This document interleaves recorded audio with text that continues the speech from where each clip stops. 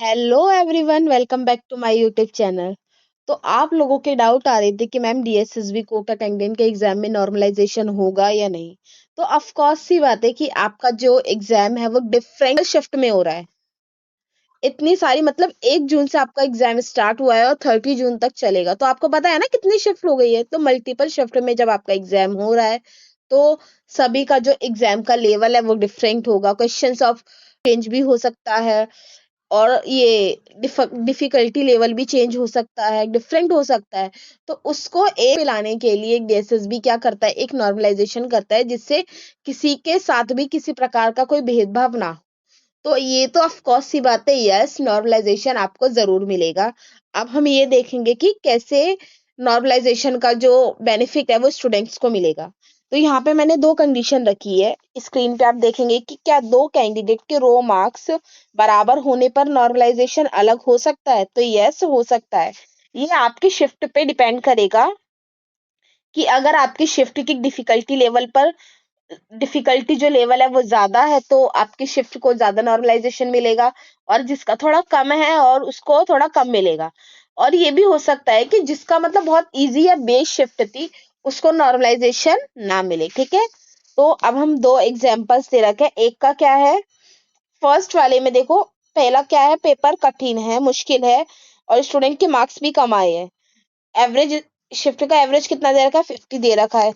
और इसमें क्या है, पेपर बहुत ज्यादा वो इजी आया है, उसका जो लेवल है बहुत इजी है, लेकिन स्टूडेंट के मार्क्स भी ज्यादा स्कोर किया है।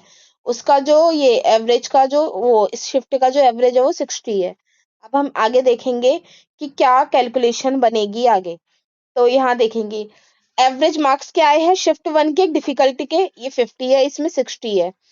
इधर जो वो स्टैंडर्ड डेविएशन है यहाँ 10 है, यहाँ पे भी 10 है।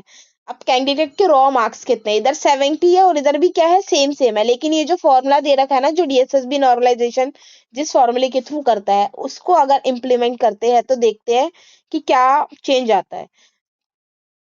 सबसे पहले हम देखेंगे कि जो फर्स्ट जिसका डिफिकल्ट शिफ्ट में एग्जाम था उसका ये जो भी नॉर्मलाइजेशन के बाद ये फॉर्मूले में मार्क्स अगर हम पुट करते हैं तो उसका जो स्कोर बन रहा है वो 80 बन रहा है। मतलब 70 से प्लस कितने हो गए, एकदम 10 मार्क्स का उसको नॉर्मलाइजेशन मिल गया। अब वही हम इधर देख, हाँ, यहाँ पे देखेंगे कैंडिडेट भी जिसका क्या है शिफ्ट इजी थी, उसका जो स्कोर है वो उतना ही रहा, मतलब 70 था और अभी भी कितना है, 70 है। इसमें नॉर्मलाइजेशन के बाद भी कोई इंक्रीज नहीं हुआ, इसका स्कोर नहीं हुआ। मतलब डिफिकल्ट शिफ्ट में 70 उसके रॉ मार्क्स थे तो उसके 80 हो गए, मतलब 10 नंबर इंक्रीज हुए, लेकिन इसमें 70 थे तो 70 ही रहे। और ये चीज है कि कम नहीं होगा अगर आपकी बेस शिफ्ट है कम, मतलब तो उसमें आपका जो नॉर्मलाइजेशन स्कोर है वो कम नहीं होगा, इक्वल ही रहेगा अगर आपकी इजी शिफ्ट है। तो आपको बस यही है, अगर ऐसा ही होता है हर बार एग्जाम में कि जिसकी भी थोड़ी हार्ड शिफ्ट होगी तो उसको नॉर्मलाइजेशन में थोड़ा बेनिफिट ज्यादा होता है, किसी की अगर थोड़ी मतलब मीडियम ये है, ज्यादा डिफिकल्टी भी नहीं, मॉडरेट है, तो उनको भी अगर बेनिफिट मिलेगा तो थोड़ा कम नंबर का मिलेगा।